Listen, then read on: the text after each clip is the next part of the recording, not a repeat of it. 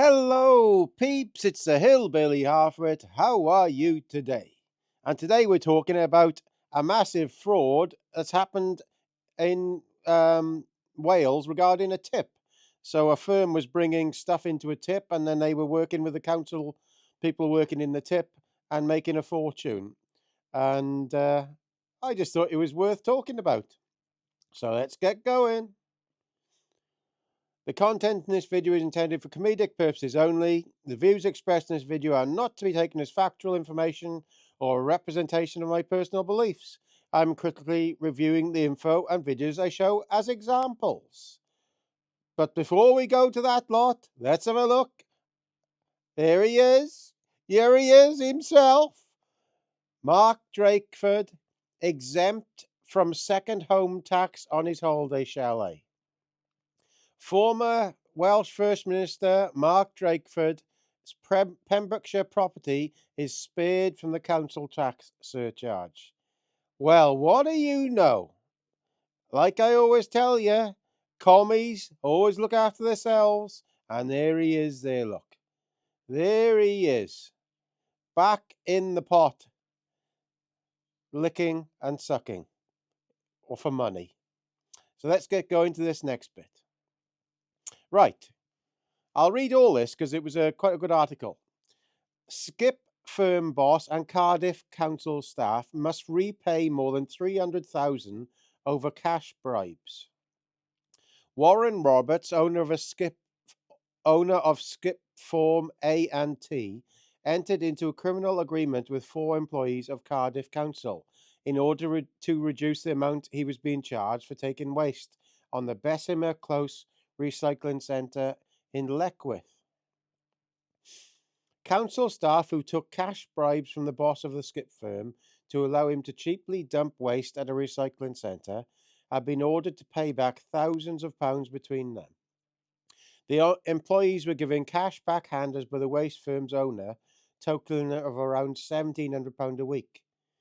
Warren Roberts, owner of a skip form A&T, entered into a criminal agreement with 4 employees of Cardiff Council: Cesario Debrew, Andrew Barnett, Anthony Miles, and Joshua Heyman, in order to reduce the amount he was being charged for taking waste to Bessemer Close Recycling Centre in Leckwith. Gotta say, this is quite a clever con, to be fair. Very clever. It's very simple, but there's a lot of money involved. And from what I read this before, it was only over a 16-month period. So there was a huge amount of money involved. Arrangements were made to underweigh loads he was delivering and for the misrecording of expensive waste as simple loads of rubble and hardcore. The scam came to light when a whistleblower alerted the bosses. Now, that was obviously somebody who wasn't allowed into the con, and he's grassed them up.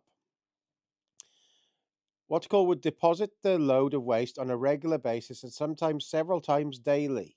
The agreement between Roberts and the council workers included falsely recording loads of mixed waste, which requires a significant amount of work to sort and process, and which therefore attracted a much higher charge, as simple loads of rubble, which would have been much lower to charge and handle.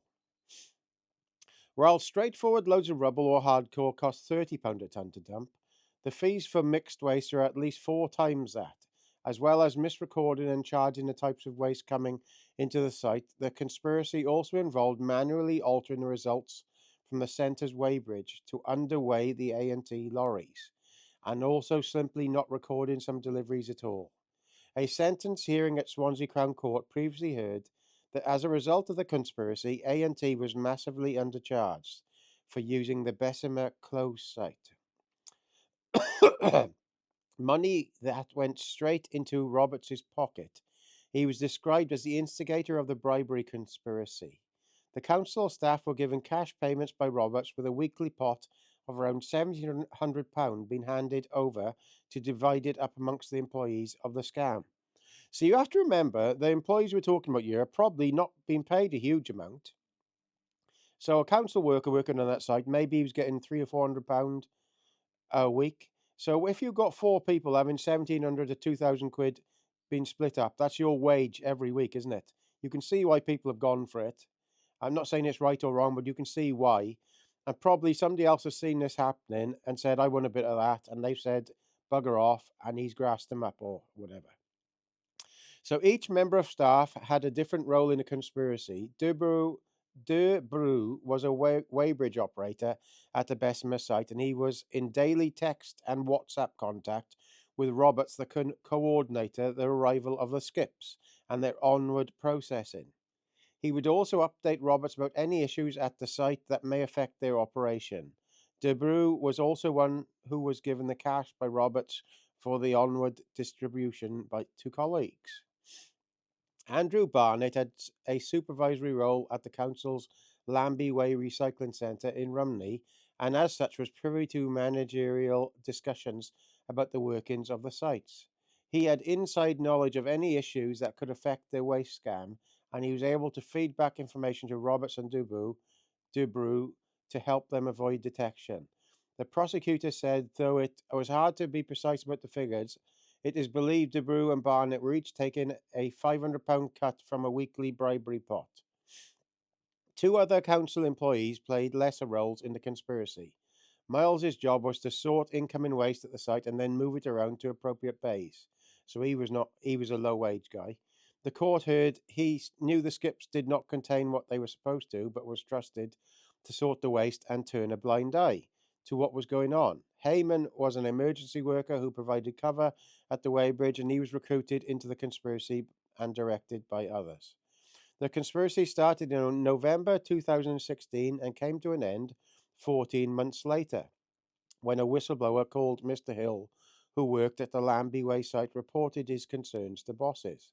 Council investigators began to examine the computerized weighbridge system known as Gatehouse and compared what was recorded with CCTV footage. The prosecutor said the investigation found on numerous occasions the electronic readouts of weigh for A&T lorries had been manually overridden and lowered, resulting in lower fees to the charge to the firm. Police were then contacted, and after the defendants were arrested, their phones were seized and analysed. Very, very clever for a small scam, I got to say, because there's a lot of money in that small period.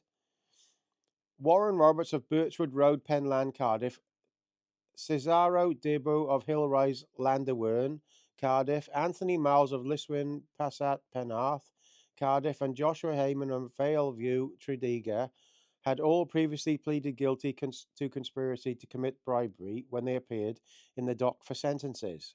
Their guilty pleas had been entered at different points in the proceedings. Andrew Barnett of Hastings Close, Penarth, Cardiff, had previously been convicted at trial of the same offence when he appeared alongside his co-accused. Roberts was sentenced to 28 months in prison. Deboo was sentenced to 22 months in prison. Barnett was sentenced to 18 months in prison. Miles was sentenced to 14 months in prison, suspended to 12 months, and was ordered to complete 150 hours of unpaid work. With 1/4 discount for his guilty plea, Heyman was sentenced to 9 months in prison, suspended for 12 months, and must complete 120 hours of unpaid work. The Proceeds of Crime Act hearing at Cardiff Crown Court on Wednesday heard Roberts benefited to the tune of £251,282 as a result of his offending. Judge Simon Mills ordered the defendant to pay that sum within 3 months or serve 3 months imprisonment in default. He was ordered to pay $750 in court costs. So in that 14 months that was going on, £251,282 was saved by that company. So it was quite a big fraud when you look at it like that. Deboo was said to have benefited to the tune of 42,894 as a result of his offending. He was ordered to pay that sum or serve 12 months imprisonment in default. Barnett was also said to have benefited the tune of 42,894 as a result of his offending. He was ordered to pay the sum and pay prosecution costs of 43840. Miles was said to have benefited in the tune of 17,000 as a result of his offending. He was ordered to pay that sum or serve 6 months imprisonment in default. He was also ordered to pay 1,100 in costs. Heyman was ordered to pay 9,327 within 3 months and was ordered to pay 750 in costs. Well, here we are. That's quite a complex, clever scam there. Um, as usual, I'm not like this. I don't like people doing this sort of thing. But as usual, the working class get hit harder than anybody else. So the guys, from what I saw here, where we are, who benefited for 251,000. So what did he have to have? Simon Mills Esquire ordered the defendant to pay the sum within 3 months or serve 3 months imprisonment. So he didn't get nothing, really.